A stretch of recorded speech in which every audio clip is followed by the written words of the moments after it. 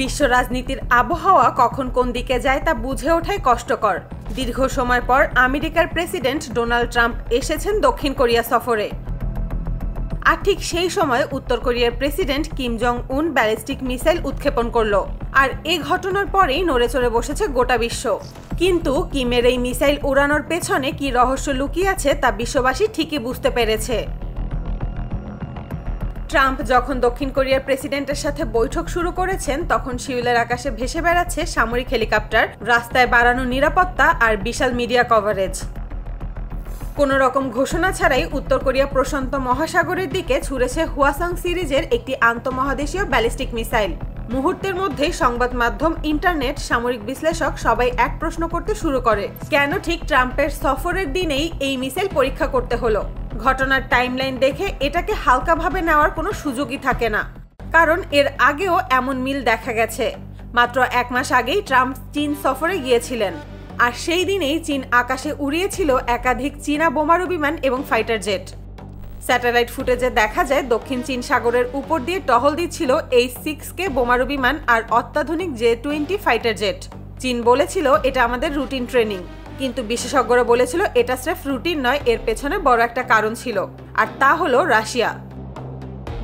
কারণ ঠিক 3 মাস আগেই ঘটেছিল এমন আরেকটি ঘটনা, যেটি চীন খুব ভালোভাবে লক্ষ্য করেছিল। আলাস্কার বরফ ঢাকা সীমান্তে ডোনাল্ড ট্রাম্প আর ভ্লাদিমির পুতিনের মধ্যে একটি সংক্ষিপ্ত বৈঠক হয়েছিল। পুতিনের বিমান যখন আলাস্কায় প্রবেশ করেছিল তখন তার মাথার উপর দিয়ে উড়ে যায় আমেরিকার একটি B-2 বোম্বার, যেটি পৃথিবীর সবচেয়ে গোপন বোমারু বিমান হিসেবে পরিচিত। শুধু তাই নয়, এর সাথে ছিল F-35 স্টেলথ ফাইটার জেট। মার্কিন যুক্তরাষ্ট্র এটা নিয়ে কোনো মন্তব্য করেনি, কিন্তু আকাশে এই শক্তি প্রদর্শন যেন একটাই কথা বলছিল, আমরা নজর রাখছি। রাশিয়া সেদিন প্রকাশ্যে কোনো প্রতিবাদ করেনি, কিন্তু রাশিয়ার গোয়েন্দা সংস্থা ব্যাপারটি নজরে রেখেছিল, কারণ গোটা দুনিয়া জানে বড় দেশগুলো তাদের প্রতিক্রিয়া দেখায় কাজ দিয়ে। সেদিনের শক্তি প্রদর্শন হয়তো রাশিয়াকে ভেতরে ভেতরে শক্ত করেছিল, আর চীন, রাশিয়ার ঘনিষ্ঠ মিত্র, সেটা আঁচ করে নিয়েছিল। তাই বিশেষজ্ঞদের মতে ট্রাম্পের চীন সফরের দিন বোমারু বিমান উড়ানো ছিল শুধু যুক্তরাষ্ট্রকে দেখানো নয়, বরং বন্ধু দেশ রাশিয়ার কড়া জবাব। আর ঠিক এই পরিস্থিতির মধ্যেই উঠে এসেছে উত্তর কোরিয়া। ট্রাম্প যখন সিউলে পৌঁছান তখন দক্ষিণ কোরিয়া উত্তর কোরিয়ার সীমান্ত এলাকা সর্বোচ্চ নজরদারিতে রেখেছিল, কিন্তু কেউ ভাবেনি কিম জং উন ঠিক সেই মুহূর্তে একটি হুয়াসং 15 আকাশে পরীক্ষা করবে। রাডার ফুটেজে দেখা যায় মিসাইলটি প্রথমে 4000 কিলোমিটারের বেশি উচ্চতায় ওঠে, তারপর সমুদ্রে পতিত হয়। এই পারমাণবিক মিসাইলকে সবাই ভালো করেই চেনে, কারণ এটা 13,000 কিলোমিটারের বেশি পথ পাড়ি দিয়ে নির্দিষ্ট টার্গেটে হিট করতে পারে। আরও অবাক করার তথ্য হলো এই মিসাইলটি একসাথে 15টি আলাদা ওয়ারহেড বহন করতে পারে। প্রতিটি ওয়ারহেড আলাদা শহরে আঘাত হানতে পারে।